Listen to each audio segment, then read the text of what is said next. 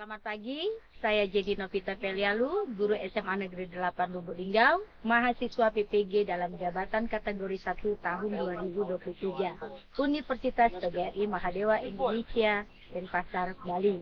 Pada kesempatan ini saya akan melaksanakan praktik pengalaman lapangan 1 dengan materi pelajaran kebijakan ekonomi pada masa demokrasi liberal. Selamat menyaksikan.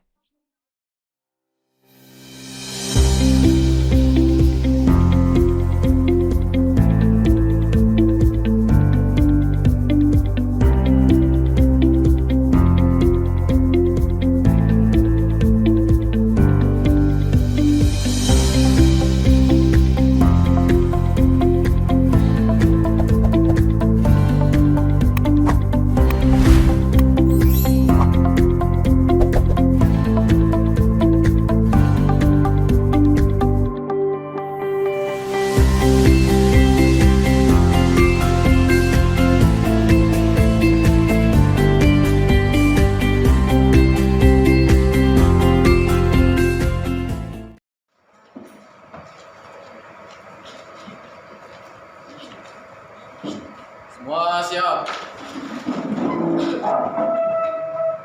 Beri salam. Selamat pagi, Bu. Pagi semua anak-anak. Silakan duduk. Bagaimana kabarnya hari ini? Baik. Nah, puji Tuhan sehat semua ya. Walaupun kondisi daerah kita sekarang ini sedang banyak yang asap, tetap jaga kesehatan agar kalian tetap bisa mengikuti pelajaran dengan baik di sekolah ya. Sebelumnya kita hari ini sebelum memulai kita akan berdoa bersama dulu ya. Mungkin dipimpin oleh ketua kelas. Silakan ketua kelas. Baiklah, untuk memulai pembelajaran pada pagi hari ini, ada baiknya kita berdoa menurut kepercayaan masing-masing. Berdoa, mulai.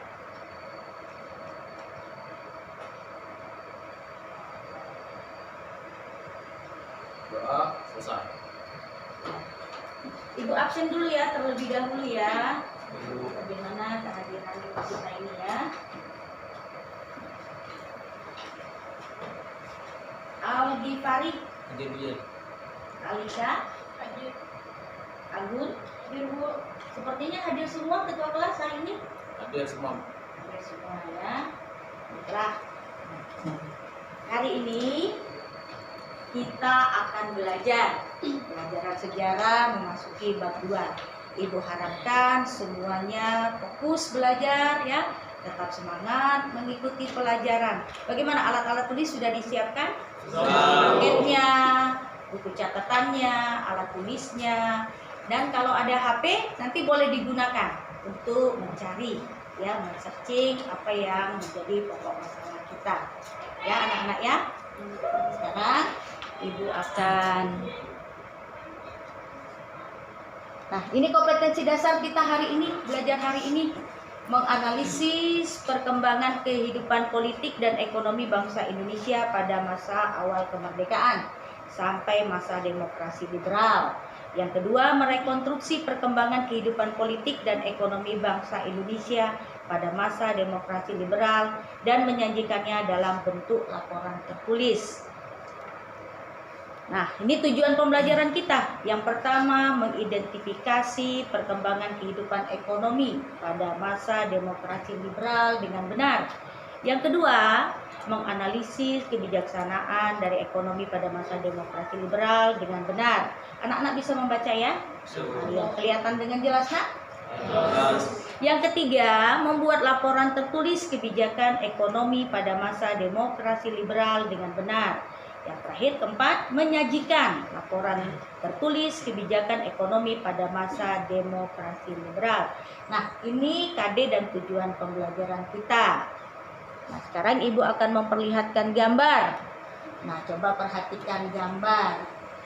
Kira-kira ada yang tahu dari anak-anak Ibu gambar apa ini? Nah, Yudi silakan. Gambar Bank Indonesia. Iya, benar ya Yudi, ini gambar Bank Indonesia.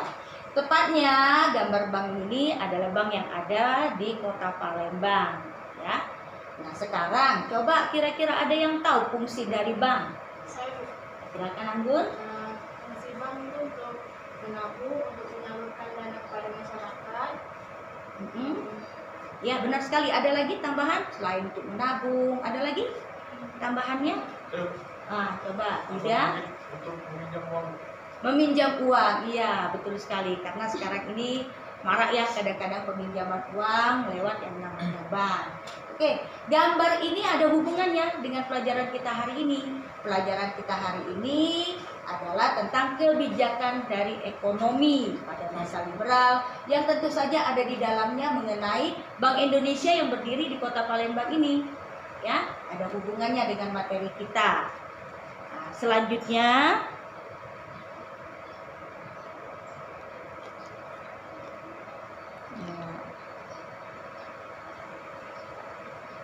Ibu gunakan ini aja ya, yang bisa nanti ya.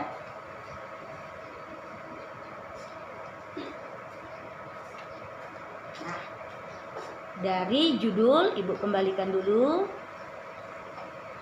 Nah, judul kita ini kebijakan ekonomi pada masa demokrasi liberal. Ini kelanjutan dari bab 2 yang kita pelajari.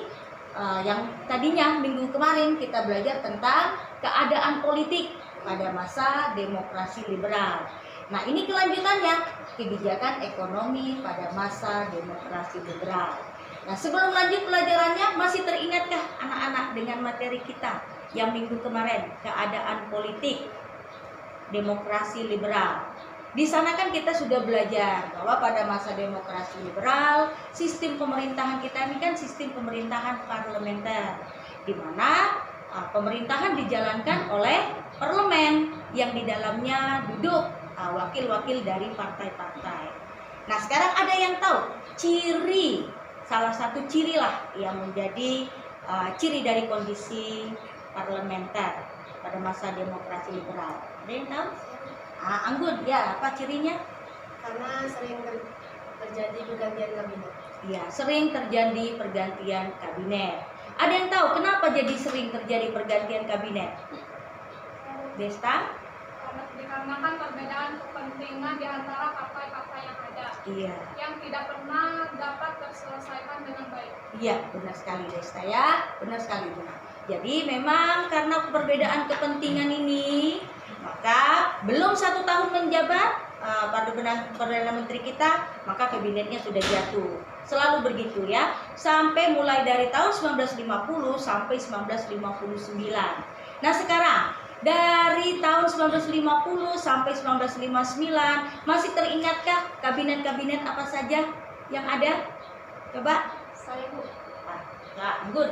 yang pertama ada kabinet Naksir, yang kedua ada kabinet Sukiman, yang ketiga ada kabinet Wilopo, yang keempat ada kabinet Ali Sastro 1, yang kelima ada kabinet Burhanuddin Harahap, yang keenam ada kabinet Ali Sastro 2, yang ketujuh kabinet Juanda. Iya, kabinet Juanda merupakan kabinet terakhir. Nah, untuk yang sudah menjawab tadi, coba kita berikan tepuk tangan.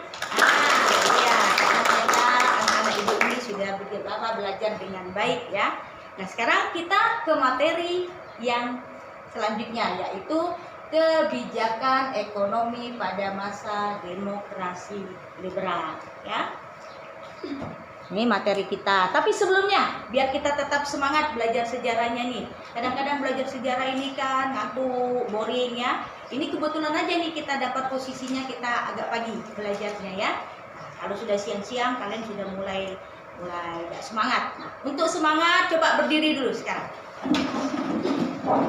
Nanti kalau kata ibu gajah, kalian buatkan besar. Tangannya lebarkan saja. Besar gitu ya. Nanti kalau kata ibu semut, tangannya harus begini, kecil ya. Kita ulang ya. Gajah Besar. semut Kecil. Sudah bisa? Besar. Sekarang gajah. Besar. Nah, suaranya harus nyaring. Semut Kecil. gajah Besar. gajah Besar. semut Kecil. semut Kecil. Nah, sekarang kita balik nih. Kalau kata ibu gajah kan besar tadinya. Jadi posisi tangannya dibalik. Gajah besar, gitu ya. Gajah besar. Semut kecil. Bisa? Tes dulu ya. Gajah besar, semut kecil, gajah besar, semut kecil, semut kecil. Iya, benar ya. Jadi bagaimana, sudah mulai semangat belum? Ya, apa kita ulang sekali lagi biar tambah ini sekali lagi. Yang dibalik ya. Gajah Besar, semut kecil, gajah besar, semut kecil. Nah, tangannya mulai ya. Semut tuh bukan begini kecil, artinya begini. Benar tuh si Eki. Sekali lagi coba. Gajah Besar, semut kecil, gajah besar, gajah besar, semut kecil. Oke, cukup ya. Silakan duduk. Ya, kita lanjutkan belajarnya. Yuk, tetap semangat. Nah, ini materi kita. Sejarah Indonesia, ini tadi sudah Ibu bacakan, sudah gambar. Nah, ini Bank Indonesia ya, yang ada di Batavia, Jakarta sekarang. Ini kebijakan ekonomi pada masa demokrasi liberal. Nah, kenapa ada kebijakan ekonomi pada masa liberal? Karena waktu itu kita awal merdeka. Awal merdeka, situasi perekonomian bangsa Indonesia ini bisa dikatakan terpuruk. Namanya baru awal merdeka ya, terus kita dituntut lagi, ada perlawanan ya untuk mempertahankan kemerdekaan. Belum lagi pada masa Jepang itu rakyat kita sudah banyak menderita. Jadi situasi ekonomi kita ini bisa dikatakan terpuruk. Maka pemerintah berusaha untuk mengambil kebijakan di bidang ekonomi untuk membaikkan kondisi perekonomian bangsa kita. Maka dibuatlah kebijakan seperti ini. Ada 4 kebijakannya. Gunting Safruddin, sistem ekonomi Alibaba, nasionalisasi The Japas Bank, sistem ekonomi Benteng. Nah, ini yang Ibu jelaskan tadi. Coba dibaca oleh Eki. Silakan. Kondisi ekonomi Indonesia awal kemerdekaan. Keadaan ekonomi Indonesia pada akhir kekuasaan Jepang dan pada awal berdirinya Republik Indonesia sangat kacau dan sulit. Latar belakang keadaan yang kacau tersebut disebabkan karena Indonesia yang baru saja merdeka belum memiliki pemerintahan yang baik, di mana belum ada pejabat khusus yang bertugas untuk menangani perekonomian Indonesia. Sebagai negara baru, Indonesia belum mempunyai pola dan cara untuk mengatur ekonomi keuangan yang mantap. Lanjutkan. Ate? Kehidupan ekonomi saat pendudukan Jepang memang sudah buruk akibat pengeluaran pembiayaan perang. Jepang membuat pemerintahan baru Indonesia agak sulit untuk membangkit dari keterpurukan. Kondisi keamanan dalam negeri sendiri tidak stabil akibat sering terjadinya pergantian kabinet, di mana hal tersebut mendukung tidak stabilan ekonomi. Politik keuangan yang berlaku di Indonesia dibuat di negara Belanda guna menekan pertumbuhan ekonomi Indonesia, bahkan untuk menghancurkan ekonomi nasional. Belanda masih tetap tidak mau mengakui kemerdekaan Indonesia dan masih terus melakukan pergolakan politik yang menghambat langkah kebijakan pemerintahan dalam bidang ekonomi. Ya, disambung Mutiara. Lanjutkan. Perkembangan kehidupan ekonomi pada masa demokrasi liberal. Pemikiran ekonomi pada tahun 1950-an pada umumnya merupakan upaya mengembangkan struktur perekonomian kolonial menjadi perekonomian nasional. Hambatan yang dihadapi dalam mewujudkan hal tersebut adalah sudah berkarya sistem perekonomian kolonial yang cukup lama. Warisan ekonomi kolonial membawa dampak perekonomian Indonesia banyak didominasi oleh perusahaan asing dan ditopang oleh kelompok etnis Cina sebagai penggerak perekonomian Indonesia. Kondisi inilah yang ingin diubah oleh para pemikir ekonomi nasionalis ya. Setiap kabinet di era demokrasi parlementer. Adapun di bawah di beberapa kebijakan ekonomi yang pernah berlaku pada masa demokrasi liberal. Iya. Jadi ini ada penekanan, Nak. Diperhatikan, Nak. Ini hambatannya nih. Ada ekonomi kolonial, ya, di mana sistem ekonomi kolonial ini didominasi oleh perusahaan asing dan ditopang oleh kelompok etnis Cina. Jadi pengusaha pribumi pada saat itu bisa dikatakan tidak dapat tumbuh. Nah, ya, kita Kita lanjutkan. Next. Nah, ini ada video nih. Ada videonya, Ibu putarkan.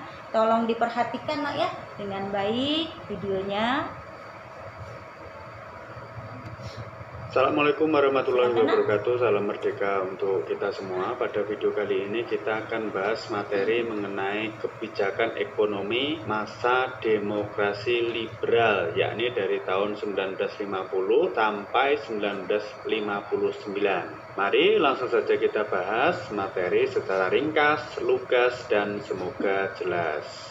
Pertama kita bahas adalah mengenai kondisi bagaimana kehidupan ekonomi masa demokrasi liberal. Ini tidak bisa dilepaskan kaitannya dengan negara Indonesia yang baru merdeka, yakni tahun 45, dan harus kembali menghadapi Belanda sampai Belanda benar-benar keluar dari Indonesia. Tentara Belanda keluar dari Indonesia itu baru tahun 1949. Nah, adapun kondisi ekonomi pada masa demokrasi liberal ini antara lain, yang pertama adalah beredarnya 3 mata uang di masyarakat. Yang pertama yaitu uang de Java's Bank, ini merupakan bank yang ada di Jawa. Kemudian uang Nica, uang yang dikeluarkan oleh tentara Afne dan Nica. Dan yang ketiga adalah uang Republik Indonesia atau lebih kita kenal dengan nama ORI. Kemudian yang kedua adalah warisan sistem ekonomi pemerintahan kolonial Belanda. Jadi ekonomi yang ada di Indonesia itu merupakan peninggalan dari sistem ekonomi yang dibuat oleh Belanda. Selanjutnya pada masa demokrasi liberal juga muncul banyak ancaman disintegrasi dan pemberontakan sehingga pembangunan ekonomi mengalami kendala. Kemudian kerusakan pada perkebunan dan pabrik-pabrik ini dikarenakan berbagai pertempuran baik itu dengan Belanda maupun dengan para pemberontak yang ada di Indonesia. Kemudian Indonesia harus membayar hutang Belanda. Ini berdasarkan hasil konferensi meja bundar bahwa hutang Belanda yang menanggung adalah Indonesia. Kemudian kebijakan yang diterapkan pada masa demokrasi liberal antara lain kebijakan Gunting Syafruddin, ini dicetuskan oleh Menteri Keuangan pada saat itu yakni Syafruddin Prawira Negara. Adapun tujuannya adalah untuk menanggulangi defisit anggaran, kemudian menekan laju inflasi dan juga mengurangi uang yang beredar di masyarakat. Adapun kebijakan Gunting Syafruddin ini yaitu memotong pecahan 5 gulden ke atas, sebelah kanan untuk obligasi di bank dengan bunga 3% per tahun dan sebelah kiri untuk alat pembayaran yang sah. Uang bagian kiri kemudian ditukarkan dengan uang baru di bank tanggal 22 Maret sampai 16 April 1950, berlaku sejak pukul 20 WIB tanggal 10 Maret 1950 sampai 9 Agustus 1950. Pemotongan ini hanya berlaku untuk uang Nica dan uang de Java's Bank, sedangkan ORI tidak dilakukan pengguntingan. Jadi uang itu benar-benar digunting bagian tengahnya. Yang sebelah kanan untuk obligasi di bank, yang sebelah kiri untuk alat pembayaran. Selanjutnya adalah rencana Sumitro. Ini dicetuskan oleh Sumitro Joyo Hadikusumo pada masa Kabinet Natsir atau juga sering disebut sebagai rencana urgensi perekonomian. Ini tujuannya adalah merubah sistem ekonomi kolonial menjadi sistem ekonomi nasional.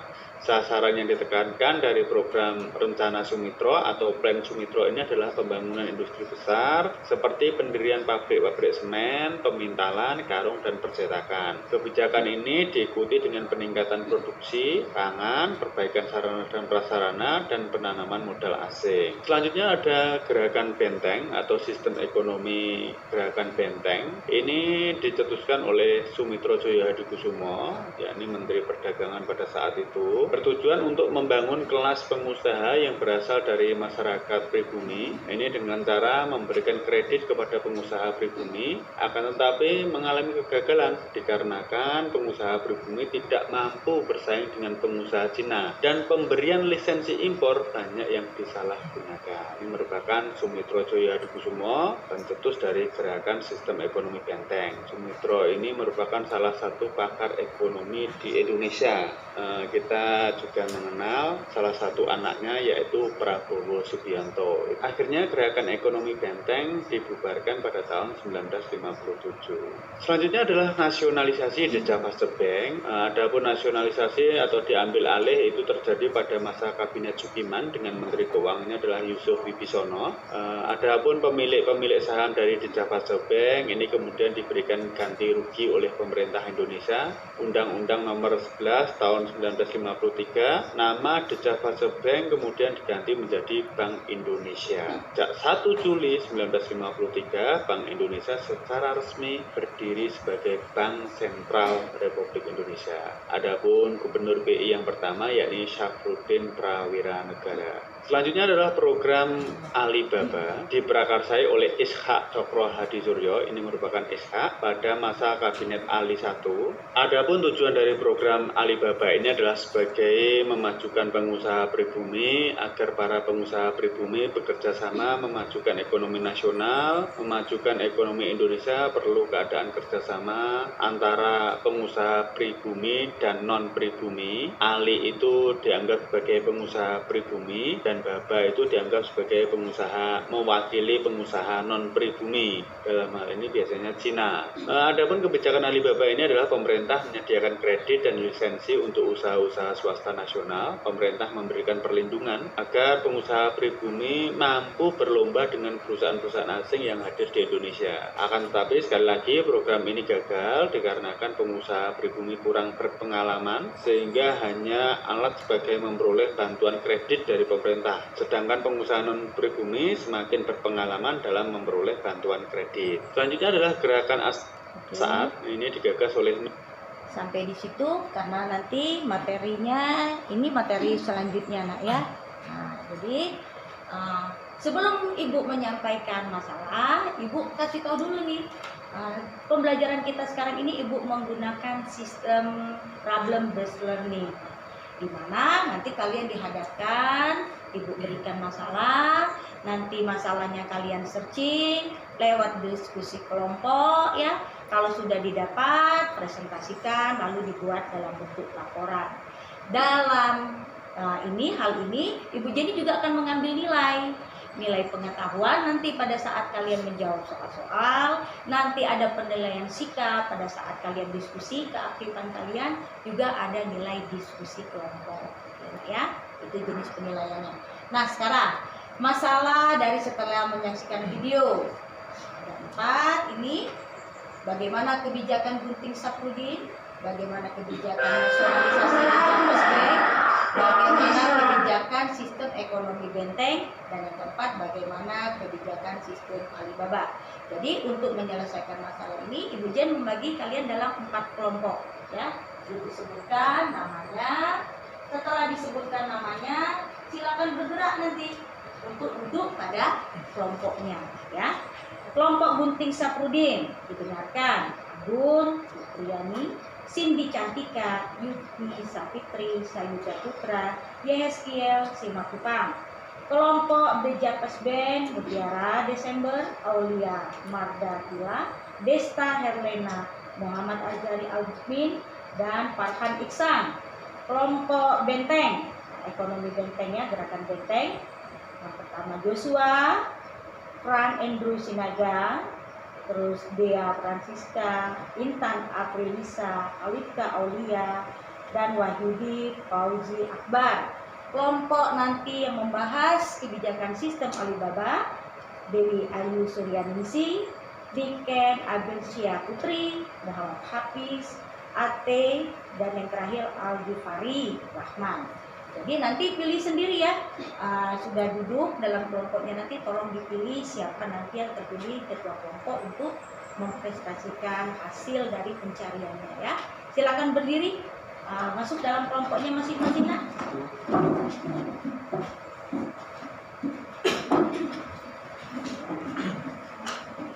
Sudah semua duduk yang mendengar rapi. Posisinya nak, tolong bangkunya ambil sikap biar enak bekerja samanya. Di 3 ya. Sudah semua nak duduk dalam kelompoknya?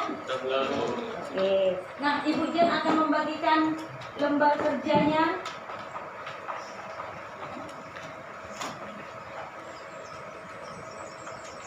Tolong diperhatikan kelompoknya. Dalam lembar kerja ini nanti ya dibuatkan di sini apa yang harus kalian cari. Ya, diskusikan dengan teman kelompoknya. Gunakan buku paketnya, gunakan HP-nya untuk mencari. Kalau ada sumber lain silakan nak, ya. Nanti tuliskan di kolom kegiatannya. Ya. Setelah selesai, nanti kita diskusikan. Kelompok lain yang tidak membahas boleh nanti bertanya kepada kelompok yang membahas. Contoh yang membahas misalnya kebijakan Gunting Sapruddin, maka kelompok yang tidak membahas ini boleh bertanya nanti, ya. Sekarang Ibu bagikan dan kerjanya. Kelompok Gunting Sapruddin di mana duduknya?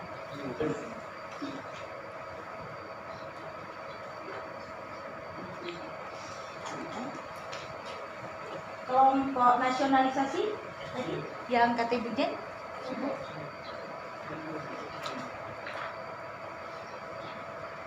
Ini kelompok gerakan benteng ya. Kelompok.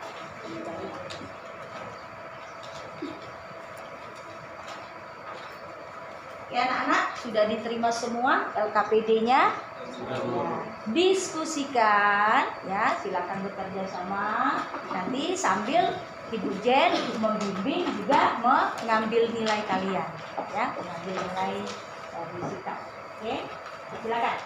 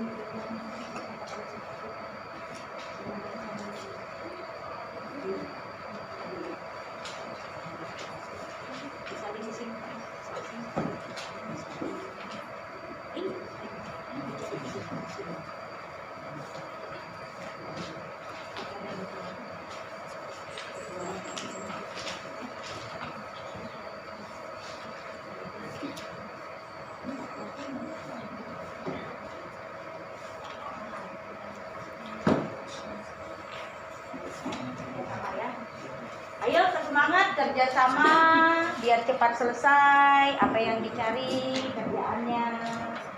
Siapa yang menulis di LKPD pilih orangnya ya, sembari mencari ya. Silakan.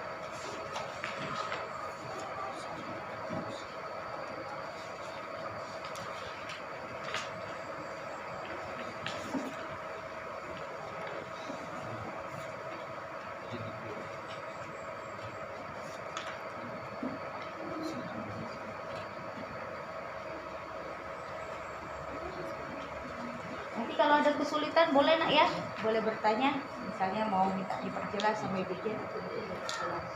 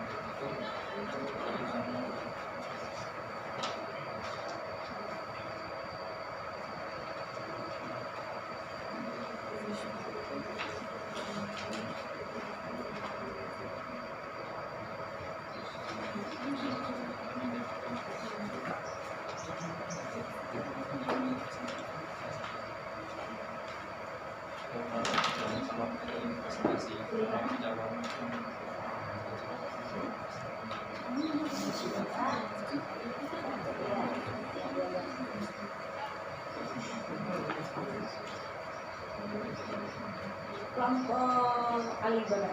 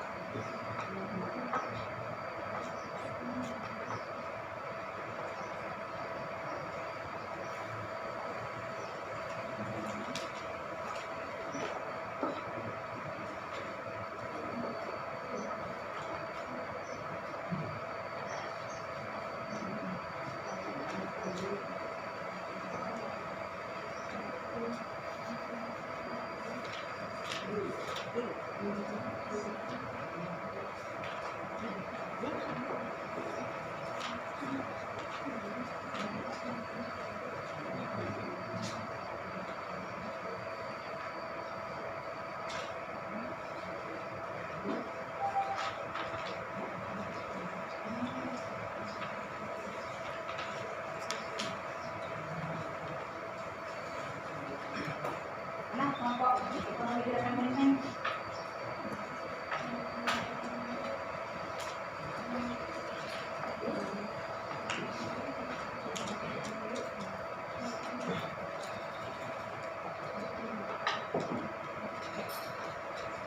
Kalau misalnya sudah selesai, kita langsung aja nanti kita presentasikan. Kalau memang sudah selesai, ya. Jadi nggak usah berlama-lama. Kalau memang kalian mencarinya langsung dapat, langsung bisa dipindahkan ke LKPD, langsung saja kita presentasikan, ya. Hanya saja nanti dua kelompok dulu yang tampil nanti. Gunting Saprudin dengan Dijapas BEM, nasionalisasi Dijapas BEM, ya. Kelompok ekonomi benteng dengan kelompok sistem Alibaba. Itu pertemuan kita yang kedua, ya. Tapi tetap harus diselesaikan LKPD-nya, dan tetap harus selesai.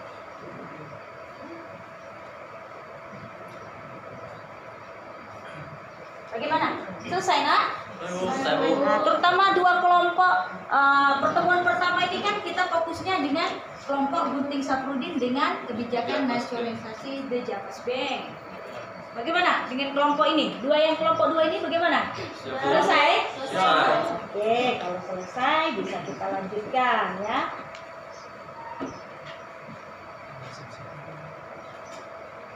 Sudah?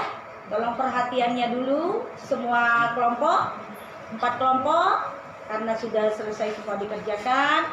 Sekarang perhatian kita dengan diskusi kelompok. Siapkan pertanyaan untuk kelompok kebijakan Gunting Saprudin, juga pertanyaan untuk kelompok nasionalisasi Dijapas BEM. Silakan bertanya sebanyak-banyaknya, ya. Karena kalian tidak membahasnya, jadi teman yang membahas kalian cari tahu dari teman yang membahas. Oke, bisa kita laksanakan, nak? Ya. Oke, semuanya perhatian. Oke, kita konsentrasi pada diskusi kita. Yang pertama lah, karena kita buat di sana kebijakan Gunting Saprudin, maka kelompok kebijakan Gunting Saprudin dulu yang mempresentasikan. Silakan, nak? Siapa mewakilinya? Selamat pagi teman-teman. Pagi. Perkenalkan, kami dari kelompok Gunting Saprudin. Kami di sini akan mempresentasikan hasil diskusi dari kelompok kami tentang Gunting Saprudin. Gunting Saprudin adalah kebijakan moneter yang ditetapkan oleh Saprudin, prawira negara, Menteri Keuangan dalam Kabinet Hatta II, yang mulai berlaku pada jam 8 malam tanggal 10 Maret tahun 1950. Kebijakan itu dikenal sebagai kebijakan berani yang ditetapkan pemerintah Indonesia dengan menggunting fisik uang kertas. Tujuan kebijakan Gunting Saprudin adalah mengatasi krisis ekonomi, mulai dari inflasi, mengurangi beban utang luar negeri, dan menanggulangi defisit anggaran sebesar 5,1 miliar. Inilah hasil diskusi kami. Adakah yang ingin bertanya dari penjelasan yang telah saya sampaikan? Kami persilakan. Oke, secara tertib ya, nak, bertanyanya. Ya, angkat tangannya yang mau bertanya. Kelompok Alibaba, kelompok Gunting Saprudin, tolong diperhatikan. Kelompok Alibaba ingin bertanya. Baik, saya perwakilan dari kelompok Alibaba ingin bertanya. Pada masa sekarang ini kan uang yang digunting sudah tidak bernilai. Lalu berapa nilai uang yang digunting pada masa Saprudin? Kita tampung dulu aja lah ya pertanyaannya ya. Kelompok lain. Baik, saya. Silakan Joshua ya. Atas kesempatannya, saya ingin bertanya, uang mana saja yang terkena dampak Saprudin? Terima kasih. Berarti uang yang mana yang kena gunting ini ya? Sudah jelas ya kelompoknya ya. Kelompok nasionalisasi Dijapas BEM, oke. Baik, saya Berdiri aja nak, coba berdiri. Baik, saya perwakilan dari kelompok Dejavus Bank ingin bertanya apakah pemotongan nilai mata uang pada saat itu mempunyai dampak bagi rakyat? Oh, oke, dicatat nak nama-nama teman yang sudah bertanya, yang mewakili kelompoknya. Ada tambahan dari kelompok lain ini bertanya? Intan dari kelompok Gerakan Benteng. Apa pengaruh dari kebijakan Gunting Syafruddin? Pengaruhnya ya Intan ya, pengaruh dari kebijakan dari Gunting Syafruddin. Gimana? Itu saja dulu pertanyaannya. Iya, kita beri waktu kelompok Gunting Syafruddin untuk mencari ya dengan anggota kelompoknya. Silakan.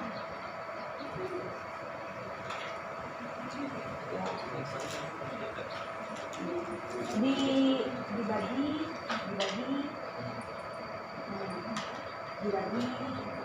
dijawab siapa, sebutkan namanya nanti dijawab.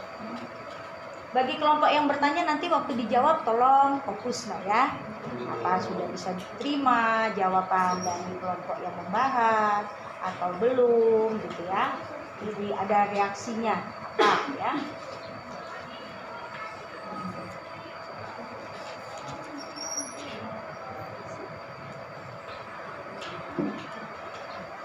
Ada yang sudah ketemu?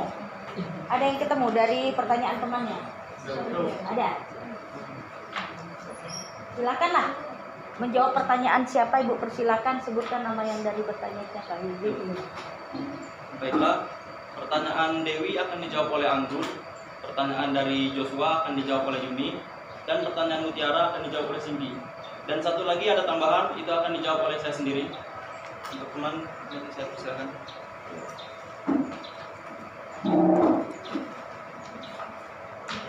Baik, saya akan menjawab pertanyaan dari Dewi. Ini pertanyaannya, bagaimana nilai uangnya setelah digunting? Guntingan kiri tetap berlaku sebagai alat pembayaran yang sah dengan nilai setengah dari semula.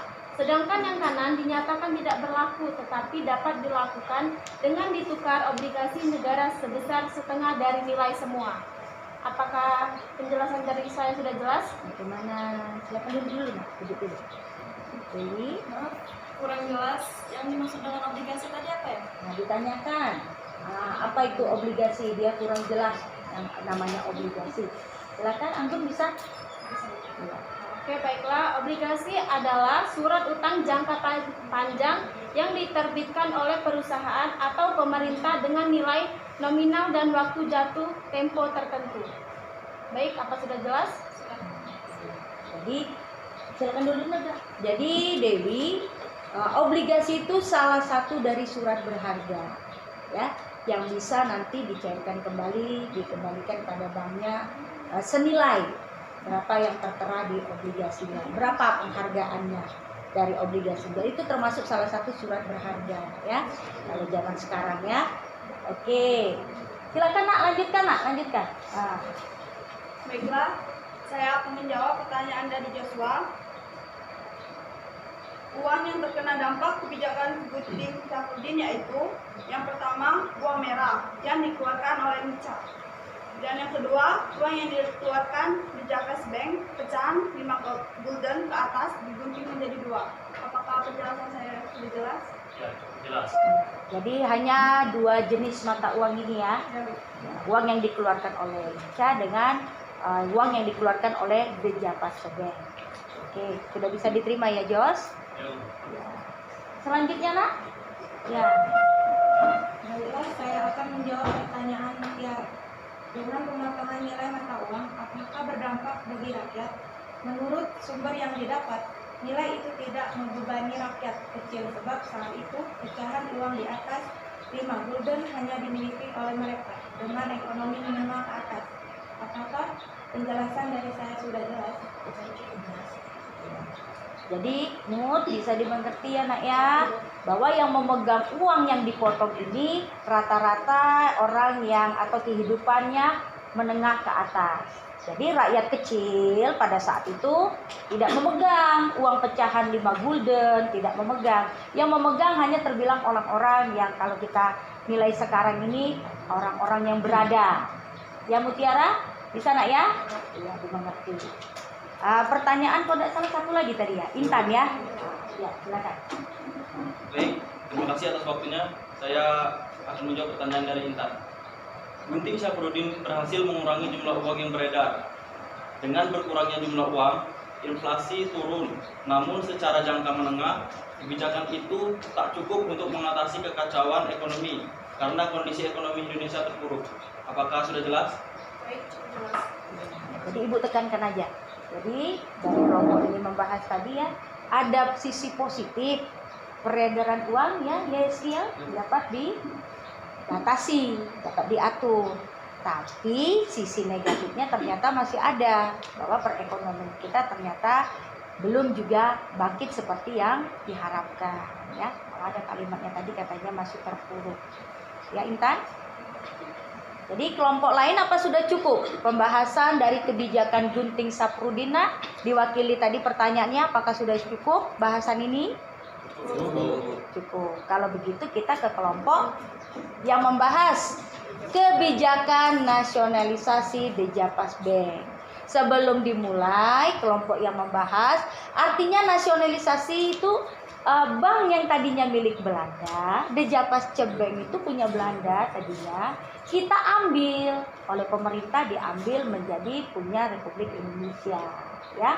Jadi paham dulu kalimat maksud nasionalisasi ya. Jadi siapkan pertanyaannya nanti kelompok yang tidak membahas setelah mendengar presentasi dari kelompok kebijakan nasionalisasi Dejapas Bank presentasi. Oke, siapa yang bisa tadi? Yang mau wakil tadi? Oh, oke, silakan nak. Selamat pagi teman-teman. Pagi. Kami dari kelompok Dejapas Bank. Di sini kami akan menyampaikan berdasarkan diskusi dari kelompok kami yang membahas kebijakan nasionalisasi Dejapas Bank. Pada tahun 1828 didirikan Dejapas Bank yang menjadi akal bakal Baris Indonesia.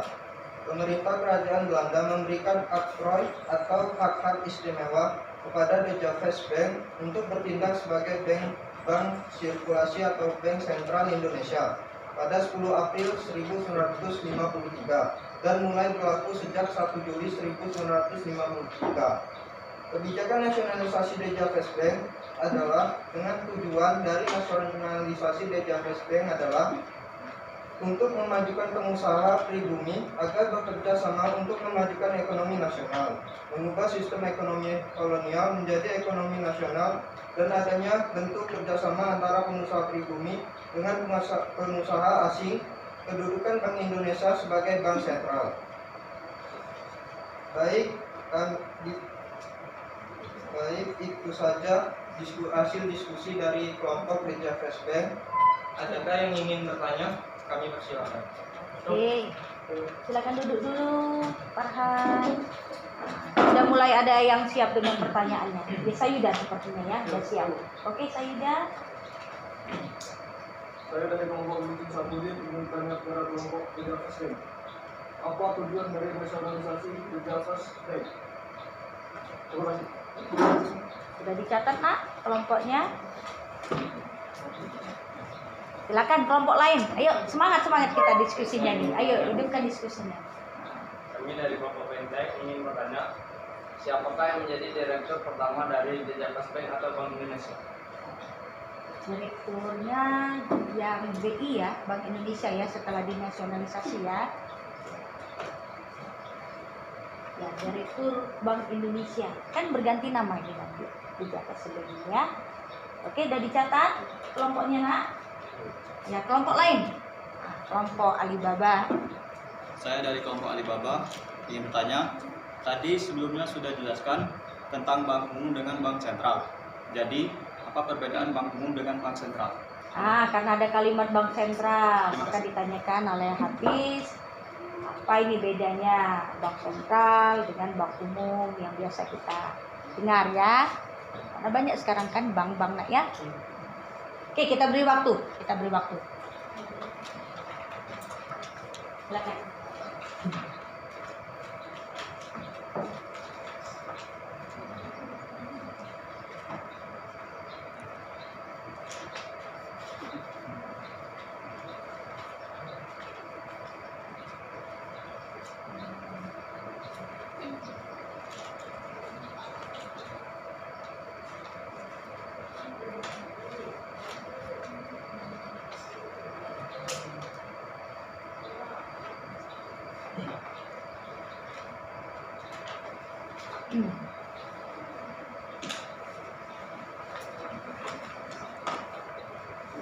Sambil ya.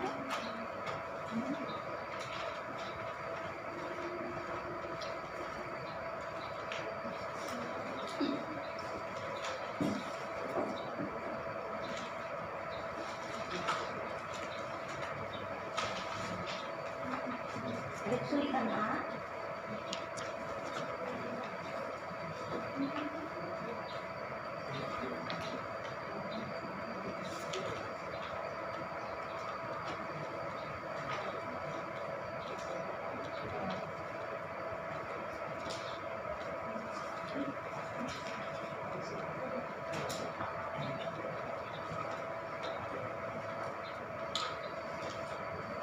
Bentar ya nak, masih kondisi mencari. Iya, jawabannya. Oke, jangan terlalu sunyi lah ya. Jangan terlalu sunyi sekali. Kalian cari.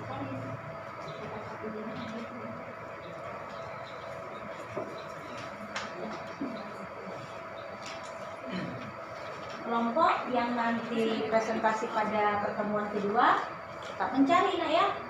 Kelompok Menteng, Alibaba, siap ya.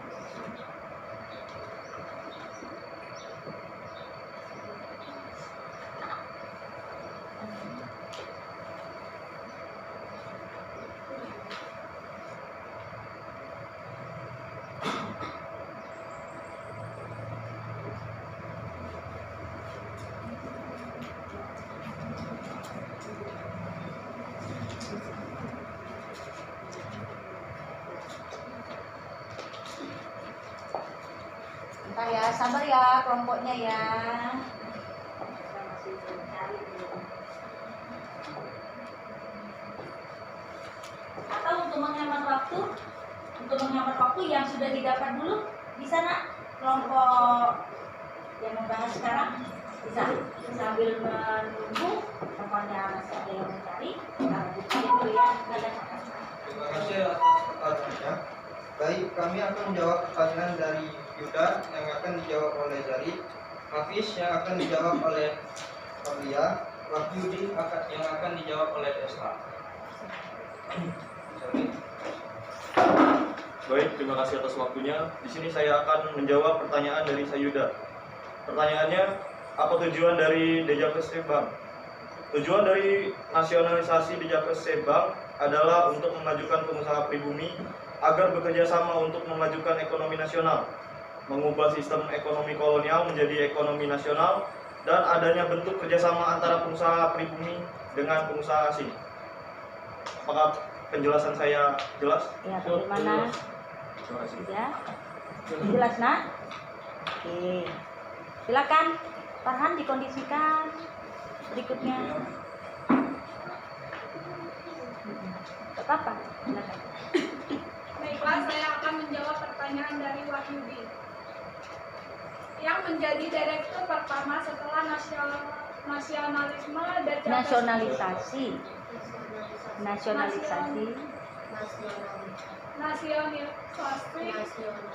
Dejaveste Bank menjadi Bank Indonesia adalah Syafruddin Prawinegara. Syafruddin Prawinegara. Prawira. Bagaimana jawaban dari saya sudah jelas? Ya, mungkin melafalkan aja ya Yudi ya. Syafruddin ya, bukan Saparudin ya. Salah nama, salah nanti ya. Mungkin gugupnya ya. Oke, nggak apa-apa. Oke, lanjutkan nak. Baiklah, saya akan menjawab pertanyaan dari Hafiz. Apa perbedaan bank sentral dan bank umum?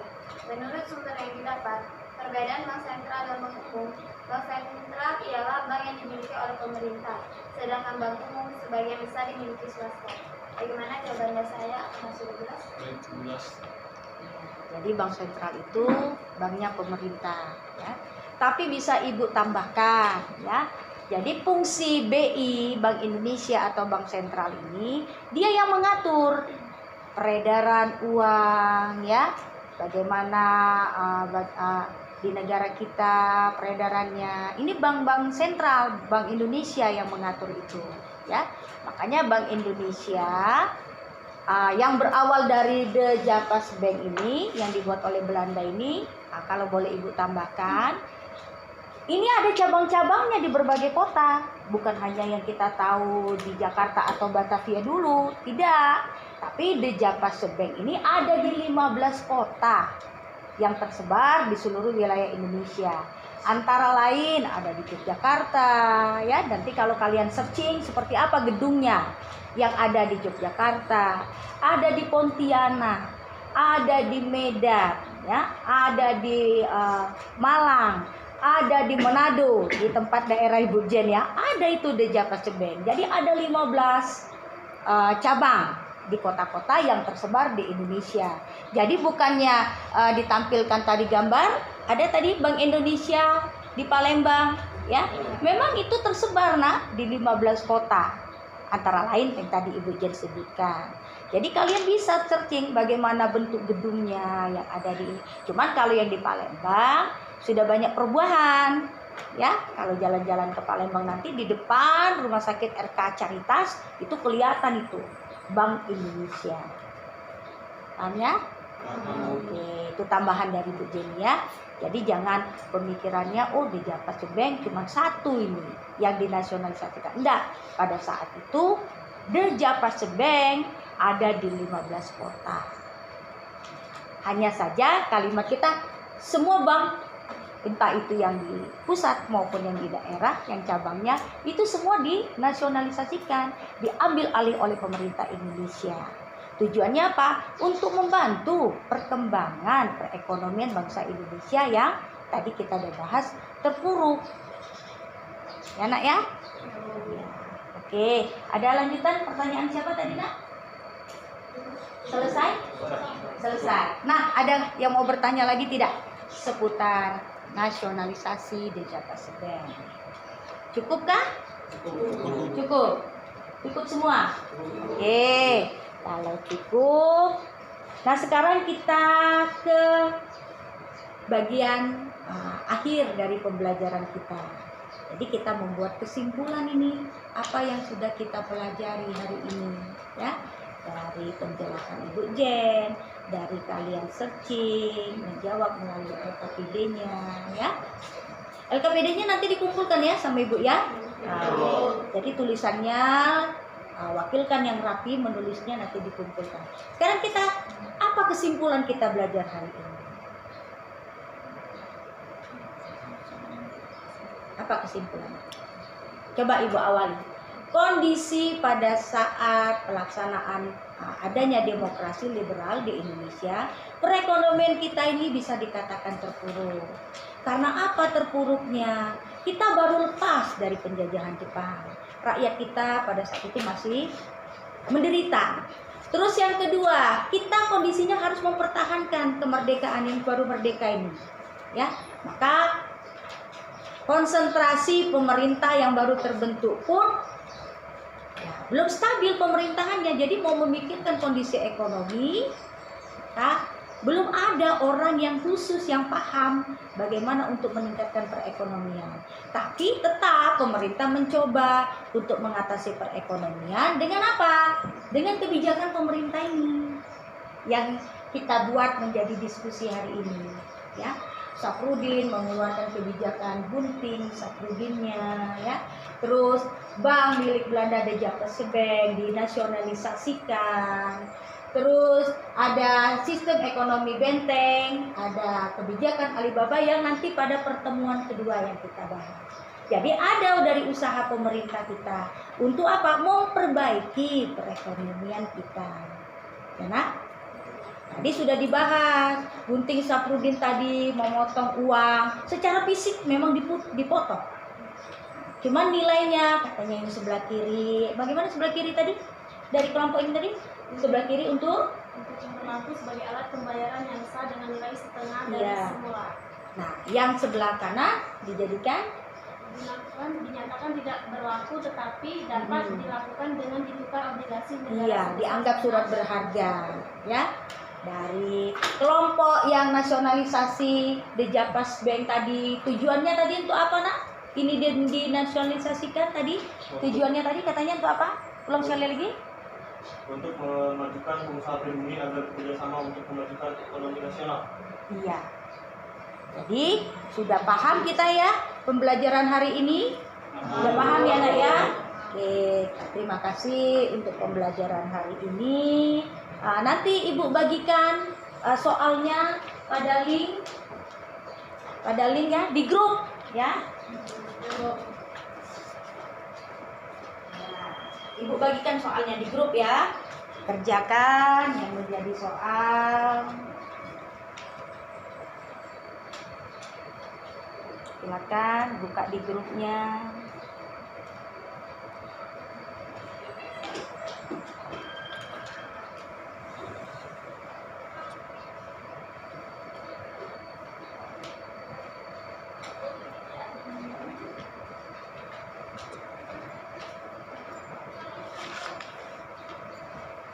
Oke ya, nanti dibuka di grup ya, sudah ada linknya ya. Iya. Nah, untuk materi minggu depan, tolong anak ibu yang membahas kebijakan ekonomi benteng dengan sistem Alibaba, kalian akan mempresentasikan untuk pertemuan kita yang kedua. Siap, Nak ya?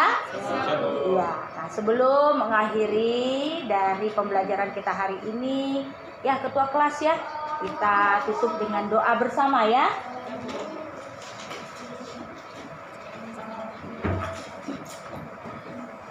Baiklah, untuk mengakhiri pembelajaran pada hari ini, ada baiknya kita berdoa menurut kepercayaan masing-masing. Berdoa, mulai.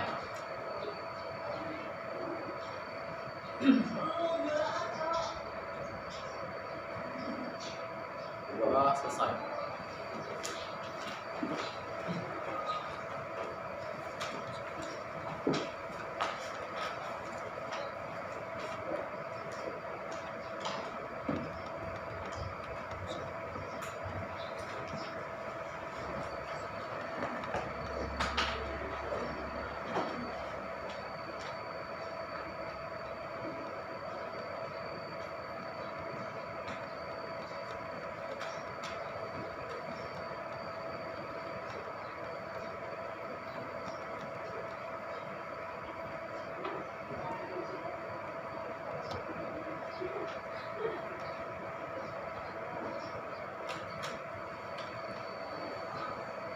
Oke anak-anak ya, terima kasih Ibu Jenny ucapkan untuk pembelajaran hari ini.